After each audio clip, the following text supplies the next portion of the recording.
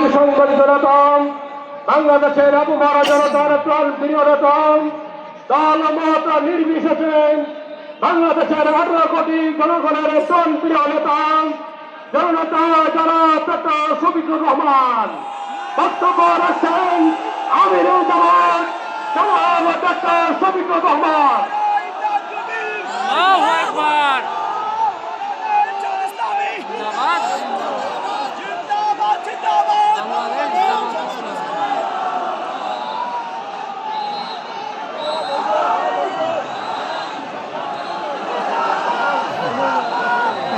আসসালামু আলাইকুম ওয়া রাহমাতুল্লাহ।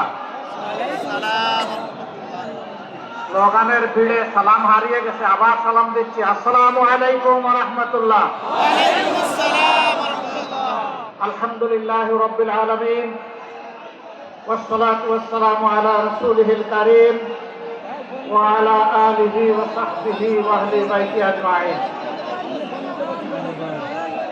বাংলাদেশ জামাত ইসলামী শহীদানের মার্কাজ ঐতিহ্যবাহী সাতক্ষীরা জেলা শাখা আয়োজিত আজকের এই কর্মী সম্মেলনের সম্মানিত সভাপতি, সম্মানিত জেলা আমির,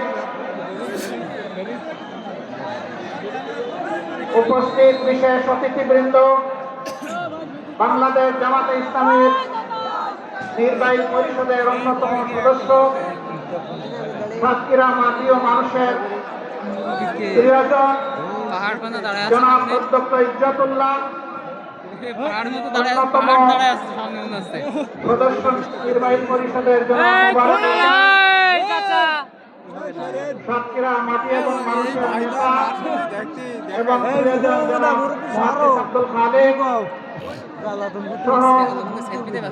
আঞ্চলিক নেতৃবৃন্দ এবং সাতক্ষীরা সহকর্মী ভাই ও বোনেরা, আমি জানি এই কর্মী সম্মেলন শুধু ভাইদের জন্য, কিন্তু বাসার আঙ্গিনায় আসার পথে অনেকগুলো সাদে উৎসুক ভোটদেরকে আমি দেখতে পেয়েছি। আজকে তাদেরকে আমরা মাহরুম করেছি বলে দুঃখিত। আগামীতে তাদের জন্য কোনো আয়োজন করা হবে বলে আমি প্রত্যাশা রাখি ইনশাআল্লাহ। আপনারা সবাই কেমন আছেন? আলহামদুলিল্লাহ। আল্লাহ রাব্বুল আলামিন ইজ্জতের সাথে আপনাদেরকে ভালো রাখুন। এই মাটিকে আমরা খুব ভালোবাসি। কোরআনের পক্ষে কথা বলতে গিয়ে, আল্লাহর দ্বীনের পক্ষে কথা বলতে গিয়ে, মুসলিম নেতৃবৃন্দের পক্ষে কথা বলতে গিয়ে বাংলাদেশের কোন জেলা এত বেশি জীবন এবং রক্ত উপহার দেয়নি। এই জন্য সাতক্ষীরার অবস্থান বাংলাদেশ জামাতে ইসলামের কাছে অনন্য উচ্চতায়। আল্লাহ তাআলার দরবারে দোয়া করি, আল্লাহ তাআলা ক্রমাগত ভাবে যেন এই জেলার মর্যাদা বৃদ্ধি করে দেন। সম্মানিত ভাই ও বোনেরা, বাংলাদেশ আমাদের প্রিয় জন্মভূমি। আল্লাহ তাআলার বড়ই মেহেরবানি, দুনিয়ার খুব কম জায়গায় এরকম সুজলা সুফলা শ্যামল দেশ মানুষ পেয়ে থাকে। আমরা এমন একটি দেশ পেয়েছি, মাটির উপরে অফুরন্ত সম্পদ, মাটির গর্ভে অফুরন্ত সম্পদ, সমুদ্রের গর্ভে অফুরন্ত সম্পদ। আমাদের এই সম্পদগুলো জনগণের উপকারে আসছে না।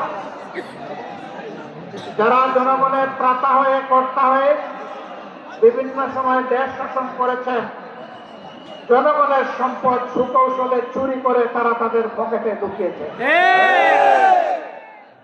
এই জন্য বাংলাদেশের জনগণ তাদের প্রাপ্য হিস্সা পায়নি, সুষম উন্নয়ন হয়নি। 15 সালের দিকে কোনো এক রমজানে আমি ঈদ উদযাপন করতে এসেছিলাম এই জেলার শহীদ পরিবারগুলোর সাথে। সকাল 9:30 থেকে অথবা সকাল 10টা থেকে রাত 9:30 পর্যন্ত আমি এই জেলার ভাঙ্গাচোরা থানা খন্দকে ভর্তি রাস্তাগুলা দিয়ে গাড়ি ফেলে আমি এবং আমার সঙ্গী দুইটা মোটর সাইকেলে চড়ে সারা জেলা ঘোরার চেষ্টা করেছি। আমি লোকদেরকে জিজ্ঞেস করেছিলাম, আমরা শুনে থাকি উন্নয়নের জোয়ারে দেশ ভাসছে, এই জোয়ারের সামান্য ছিটাফোঁটা পানি কি এখানে আসে না? বলে যে না, আসে না। কেন আসে না? বলে বর্তমান শাসক গোষ্ঠী সাতক্ষীরাকে বাংলাদেশের অংশ মনে করে না। সাতক্ষীরার উপর তারা জুলুম করেছে, সাতক্ষীরার জনগণের অধিকার দেয়নি, মানুষ খুন করেছে, গুম করেছে, পঙ্গু বানিয়েছে, ইজ্জতের উপর হাত দিয়েছে, সম্পদ লুণ্ঠন করেছে এবং মানুষকে কার্যত তারা তাদের দাসে পরিণত করেছে। কম বেশি এই চিত্র ছিল বাংলাদেশের। সবচেয়ে খারাপ অবস্থা ছিল সাতক্ষীরার। আমরা মহান আল্লাহর দরবারে দোয়া করি, শুধু আল্লাহর দিনের পক্ষ নেওয়ার কারণে যদি এই জেলার এই অবস্থা হয়, আল্লাহ তুমি দুনিয়া এবং আখিরাতে এই জেলার মর্যাদা তুমি বাড়ায় দাও। প্রিয় সহকর্মীবৃন্দ, বাংলাদেশ জামাতে ইসলামী আল্লাহ এবং জনগণের কাছে প্রতিশ্রুতিবদ্ধ যে এই জমিনে আমরা ইনসাফ কায়েম করতে চাই, আমরা দুর্নীতিমুক্ত একটি বাংলাদেশ করতে চাই, আমরা সুষম উন্নয়ন মানুষকে উপহার দিতে চাই। আমার জেলায় প্রধানমন্ত্রী আছে, তাই সব কিছু এইদিকে জোয়ারের পানিতে চলে আসবে, এই বাংলাদেশ আমরা দেখতে চাই না। আমরা এমন একটি বাংলাদেশ দেখতে চাই, কেউ চাইলেও তার অধিকার পাবে, না চাইলেও তার অধিকার পাবে।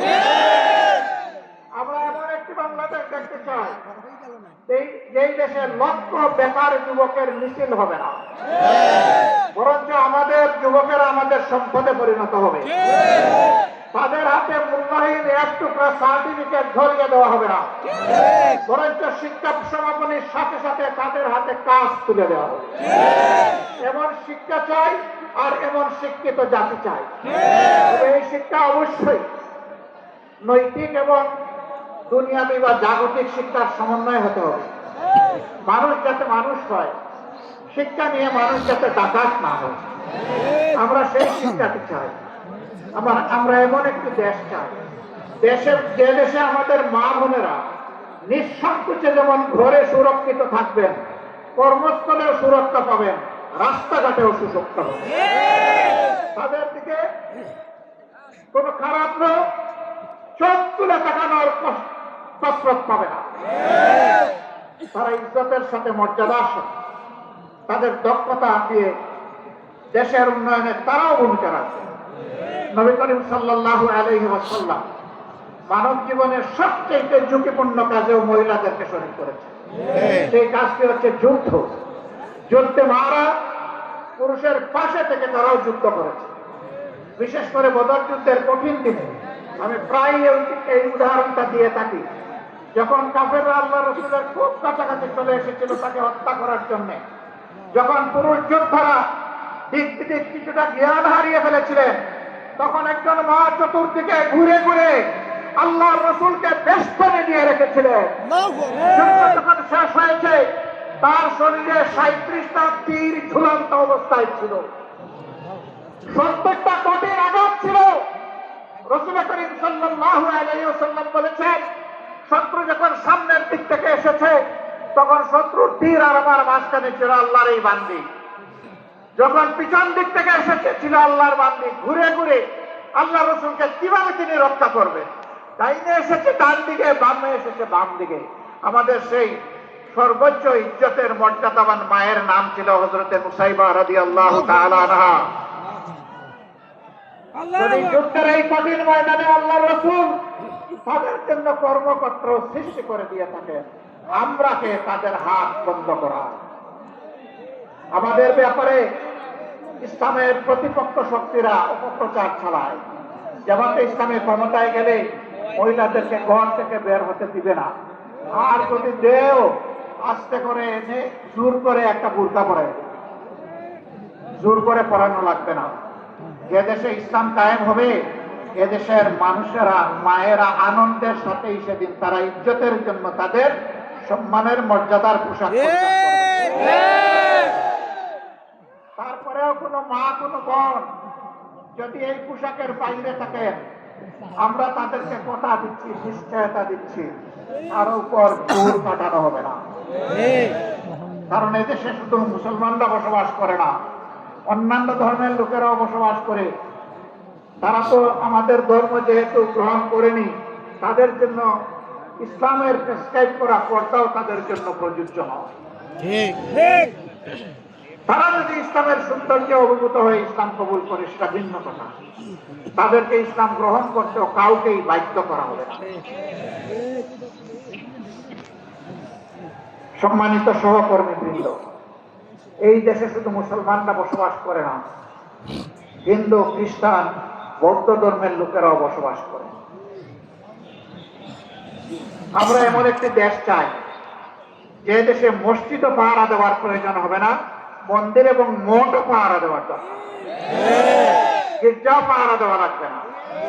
সকল ধর্মের লোকেরা তাদের আপন আপন ধর্ম তাদের মতো করে শান্তিতে নিরাপত্তার সাথে তারা পালন করবে। আলহামদুলিল্লাহ, আমাদের দেশটি সাম্প্রদায়িক সম্প্রীতির একটি চমৎকার বাগান, কিন্তু আমাদের বাগানে মাঝে মাঝে হুতুম পেঁচা ঢুকে পড়ে। এই হুতুম পেঁচাদের ব্যাপারে আমাদেরকে সতর্ক থাকতে হবে। আমরা এই সম্প্রীতি নষ্ট করতে দেব না। ইনশাআল্লাহ আমরা এমন একটি বাংলাদেশ গঠন করতে চাই যেখানে মানুষকে তার শিক্ষা কিংবা কাজের ধরন থেকে মর্যাদা দেওয়া হবে না, বরঞ্চ প্রত্যেকটা মানুষকে আশরাফুল মখলুকাত হিসেবে মর্যাদা দেওয়া হবে। আমার দেশের একজন পরিচ্ছন্নতা কর্মী, তিনিও আমার ভিআইপি। তারা যদি 3 দিনের জন্য তাদের কাজ বন্ধ করে, আমরা কেউ ঘর থেকে বের হতে পারবো। তাদের এই কাজ, কঠিন কাজ আমি করতে পারবো না। তারা কষ্ট করে এই কাজটা আমাদের করে দেন, আমি তাদেরকে সেলিউট দেন। সে আমার ভাই, সে আমার বোন, সে আমার এই সমাজকে চালু রেখে, যে ভাইটি আমার রিক্সা চালিয়ে জীবন নির্বাহ করে, ও রিক্সা না চালাইলে আমি আমার কর্মস্থলে যেতে পারবো না, আমি তাকে সেলিউট দেন। আমি দেখবো না তিনি রিক্সাওয়ালা, আমি এটাও দেখবো না তিনি একজন অতি সাধারণ কম শিক্ষিত মানুষ, আমি তাকে তার কাজের মর্যাদা দেব। এইভাবে সমস্ত মানুষ, মুটে মাঝি কুলি, যে যেখানে আমরা আছি, শ্রমিক, কৃষক, আপামর জনতা, বিভিন্ন পেশাজীবী, যার যার পেশায় তিনি মর্যাদা এবং দায়িত্ববোধের সাথে দায়িত্ব পালন করবেন ইনশাআল্লাহ। সেই সম্প্রীতির বাংলাদেশ যদি আমরা গঠন করতে পারি, তাহলে এই সম্প্রীতির বাংলাদেশকে রোকার সাহিত্য কারোই থাকবে না। এই জন্য আমরা চাই জাতীয় স্বার্থে দল এবং ধর্মের উল্টে উঠে আমরা থাকবো, সেই স্পার্ক কঠিন জাতীয় ঐক্য আমরা চাই, যেখানে উলামায়ে কেরাম মর্যাদা পাবেন, পেশাজীবীরা মর্যাদা পাবেন, সকল শ্রেণী পেশার মানুষ মর্যাদা পাবেন। এই যে 24-এর স্বাধীনতা এসেছে এমনি এমনি আসেনি ভাই। 2006 সালের 28 অক্টোবর স্পষ্ট দিবালোকে লঘু পরীক্ষা দিয়ে আদম সন্তানদেরকে হত্যা করার পর যখন তাদের নিতর দেহ পড়ে পাচ্ছিল, তখন তার উপর উঠে বিকৃত রুচির ওই খুনিরা তখন তারা লাফালাফি করেছিল। সেই দিন বাংলাদেশ পথ হারিয়েছিল, সেই পথ হারা বাংলাদেশ দীর্ঘ ত্যাগের পর আবার আল্লাহর অশেষ মেহেরবানিতে 2024 সালের 5 আগস্ট আবার তার পথে ফিরে এসেছে। এর মাঝে অনেক রক্ত দিতে হয়েছে। 57 জন কর্মীকে দেশপ্রেমিক 24 সেনা অফিসারকে খুন করা হয়েছে। 2009 সালের 25 এবং 26 ফেব্রুয়ারি ঢাকার পিলখানায় তৎকালীন বিডিআরের সদর দপ্তরে, এরপরে জামাতে ইসলামের নেতৃবৃন্দকে দফায় দফায় খুন করা হয়েছে। 2 জন সাবেক আমিরে জামাত সহ 11 জন কলিজার টুকরা, আমাদের মাথার তাজ শীর্ষ নেতৃবৃন্দকে বিচারের নামে জুলুম করে খুন করা হয়েছে। এই খুনের প্রতিবাদ যারা করেছেন, অন্যায়ের প্রতিবাদ করেছেন, তাদেরকে গ্রামে গঞ্জে খুন করা হয়েছে। আগেই বলেছি, সবচেয়ে বেশি খুনের ঘটনা ঘটেছে এই সাতক্ষীরা। তারপরে আপনাদের পার্শ্ববর্তী জেলা ঝিনাইদহে এইভাবে বিভিন্ন জায়গায় খুনের তাণ্ডব চালানো হয়েছে। ভাই ও বোনেরা, সর্বশেষ এই বছরে 1 জুলাই থেকে শুরু করে 5 আগস্ট পর্যন্ত খুনের বন্যায় বাংলাদেশকে ভাসিয়ে দেওয়া হয়েছে। বৈষম্য বিরোধী ছাত্র জনতা রাস্তায় নেমে এসেছিল। তাদের হাতে কোনো আগ্নেয়াস্ত্র ছিল না, এমনকি তাদের হাতে কোনো ইটপাটকেল ছিল না। তারা শান্তিপূর্ণভাবে দাবি আদায়ের জন্য রাস্তায় নেমেছিল। কৌটার সংস্কারের জন্য, কৌটা বাতিলের জন্যও নয়। তারা বলেছিল যৌক্তিক কৌটা দেন, আমাদের আপত্তি নাই, কিন্তু কৌটার নামে জাতির সাথে, মেধার সাথে তামসা করবেন তা আমরা মানব না। কেন তারা এটা বললো? এই জ্বালায় তাদের বিরুদ্ধে মানুষের কিনায়, এদেশের মানুষের কিনায় অস্ত্র এবং বুলেট দিয়ে জাতির বিরুদ্ধে তাদেরকে পাঠিয়ে দেওয়া হলো। একদিকে সরকারি বাহিনীকে নামিয়ে দেওয়া হলো, আরেকদিকে সরকার তাদের সশস্ত্র গুন্ডাদেরকে নামিয়ে দিল। এই উভয় পক্ষের আঘাতে আঘাতে জর্জরিত হয়ে 1,500-এর কম বেশি আদম সন্তান শুধু এই ক্ষুদ্র সময়ের ভিতরে দুনিয়া থেকে বিদায় নিয়েছেন। 6 সালের 28 অক্টোবর থেকে শুরু করে 24 সালের 5 আগস্ট পর্যন্ত জালিমের জুলুমের শিকার হয়ে যারা বিদায় নিয়েছেন, আল্লাহর দরবারে দোয়া করি আল্লাহ তাআলা তাদেরকে শহীদ হিসাবে কবুল করুন। তাদের পরিবারকে আল্লাহ মর্যাদা দান করুন। এই পরিবারগুলো জাতির সম্পদ। আজীবন আল্লাহ তাআলা এই পরিবারগুলোর কাছে আমাদের ঋণবোধের মানসিকতা নিয়ে তাদেরকে সম্মান করার তৌফিক দান করুন। যারা পঙ্গু হয়েছেন তাদের খেদমতকে আল্লাহ কবুল করুন। আল্লাহ তাদের জীবনটা সচল করে দিন। প্রিয় সাতক্ষীরাবাসী, আজকে আসার পথে আমি দেখলাম এরকম আরো 3টা মাঠ উপচে পড়া মানুষ রাস্তাঘাটে। এই মাঠে তাদেরকে সুযোগ দেওয়া যায়নি বলে আমি সবার পক্ষ থেকে দুঃখ প্রকাশ করছি। আল্লাহ তাআলার আসমান অসীম, জমিন সসীম। সেই সসীম জমিনের ছোট্ট একটা টুকরা আমরা পেয়েছি। আমরা এই বাংলাদেশকে প্রাণ উজাড় করে ভালোবাসতে চাই। আমরা ভালোবাসি। এই জন্য আমাদের কোনো দাদা, মামা, খালু, ফুফির বাড়ি নাই। এটি আমাদের আউয়াল ঠিকানা, দুনিয়ায় এটি আমাদের আখের ঠিকানা। আমাদের উপর জুলুম করা হয়েছে, আমরা দেশ ছেড়ে কোথাও পালিয়ে যাই। দেশকে যারা ভালোবাসে তারা দেশ ছেড়ে পালিয়ে যেতে পারে না। দেশের প্রতি যাদের দায়বোধ নাই তারা যে কোনো সময় দেশকে খোদা হাফিজ বলতে পারে। আমরা বলবো না। আমরা আমাদের আল্লাহর কাছে আমরা খুবই বিনীত, কৃতজ্ঞ। তিনি এমন একটি সুন্দর দেশে আমাদেরকে পয়দা করেছেন। আমরা এই দেশ নিয়ে বাঁচতে চাই, এই দেশেই অন্যায়ের বিরুদ্ধে লড়তে চাই এবং এই দেশেই আমরা দুনিয়ার একটা শ্রেষ্ঠ দেশে পরিণত করতে চাই। এই সংগ্রামের দায়িত্ব আপনাদেরকে নিতে হবে। আপনারা নেওয়ার জন্য প্রস্তুত? হালকা প্রস্তুতি হবে না। আওয়াজ দেন, আপনারা প্রস্তুত? আলহামদুলিল্লাহ, আল্লাহ কবুল করুন। আজকে সারা বাংলাদেশ থেকে গর্জন উঠেছে সিংহের আওয়াজে। আমরা জীবন দিব, কিন্তু আমার দেশের 1 ইঞ্চি মাটি কোন হায়নাকে দেব না। আল্লাহ তাআলা আমাদেরকে এই শক্তি দান করুন। আমিন। 24-এর আমাদের সন্তান, বুকের সন্তান, যুবক যুবতীরা তারা যে অন্যায়ের বিরুদ্ধে বুক চিতিয়ে লড়াই করেছে, আল্লাহর কাছে চাই, হে আল্লাহ তুমি তাদের অন্তর দেশপ্রেম এবং তোমার ইমানের নূর দিয়ে পরিপূর্ণ করে দাও। আর ও ধরনের জেনারেশন প্রজন্ম আমাদেরকে বারবার উপহার দাও। বাংলাদেশের মানুষের ফুলের বাগান তুমি ওই সমস্ত মানুষ দিয়ে পরিপূর্ণ করে দাও। আমরা একটা মানবিক বাংলাদেশ গড়তে চাই। এই বাংলাদেশের দায়িত্ব যুব সমাজের হাতে তুলে দিতে চাই। আলহামদুলিল্লাহ। এই যুব সমাজই ভবিষ্যতের বাংলাদেশ। আপনারা সবাই দায়িত্ব তুলে দিতে রাজি আছেন? যারা বয়স্ক তারা কি মন খারাপ করলেন? একবার এক সন্তানকে সম্বর্ধনা দেওয়া হচ্ছে তার কৃতিত্বের জন্য। তো ছেলের ব্যাপারে অনেক কিছু বলা হয়েছে। বাপকে কেউ চিনে না। বাপ এতক্ষণ চিন্তা করলো, কি রে আমারে কেউ একটু স্মরণ। যখন তার হাতে ক্রেস্ট তুলে দেওয়া হবে, বাপ দাঁড়িয়ে বললো, আমার একটি কথা আছে। এত সময় আপনারা যাকে সম্বর্ধনা দেওয়ার জন্য অনেক প্রশংসা করেছেন, দেখতে হবে ছেলেটা কার। আলহামদুলিল্লাহ, এক কথায় সব কিছু বুকের ভিতরে এসে গেছে।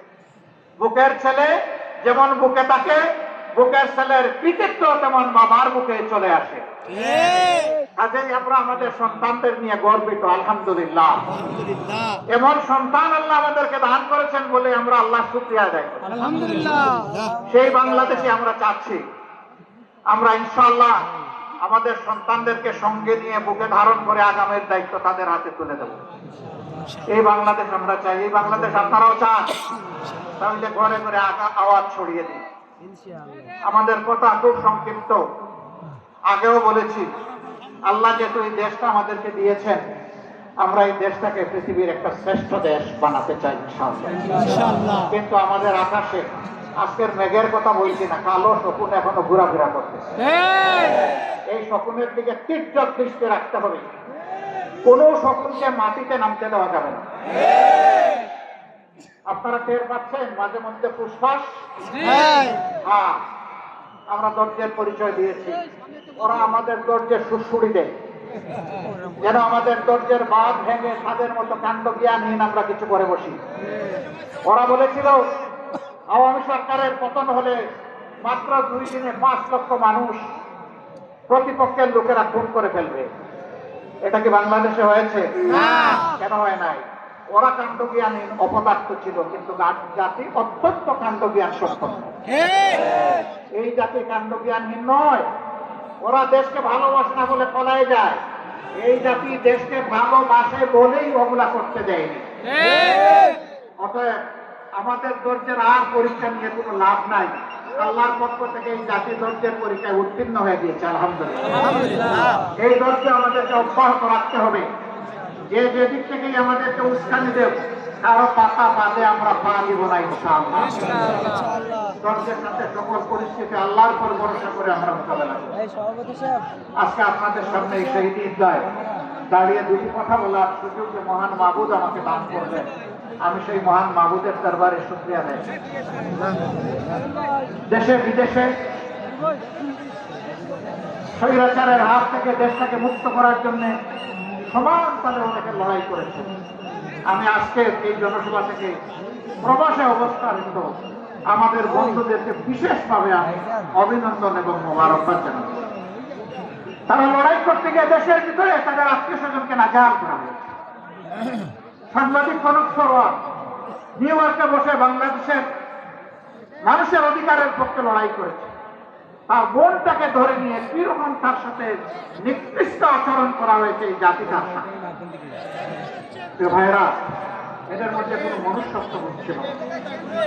আল্লাহ কোরআনের ভাষায় কালানা আয়াত, এরকম যারা আল্লাহ বলছেন এরা যেমন পশু, আরেকটা অগ্রসরে আল্লাহ বলছেন বল পশুটা আমি বিবেক দেয় না, ঈদের নেশায় ভালো মন্দ বুঝে না, ওদেরকে বিবেক দেওয়ার পরে যারা এই কাজ করেছে এরা পশুর চেয়ে নিকৃষ্ট।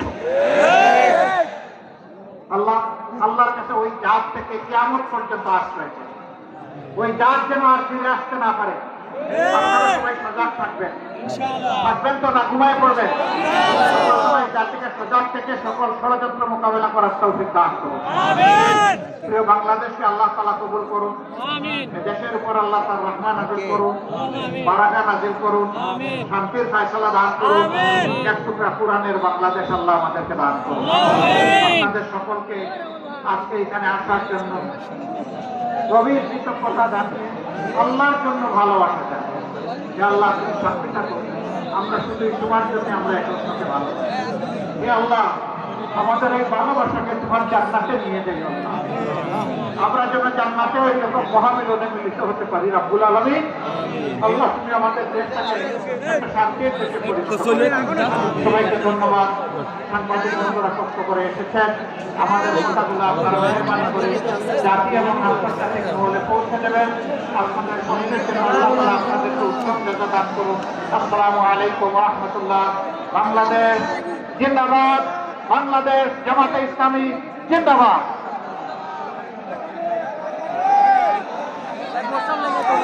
ভারতীয় বন্ধুগণ, আমরা অপেক্ষাকৃত কম সময়ে আজকের এই সম্মেলন শেষ করে দিচ্ছি। আপনারা বহু দূর দূরান্তে যাবেন।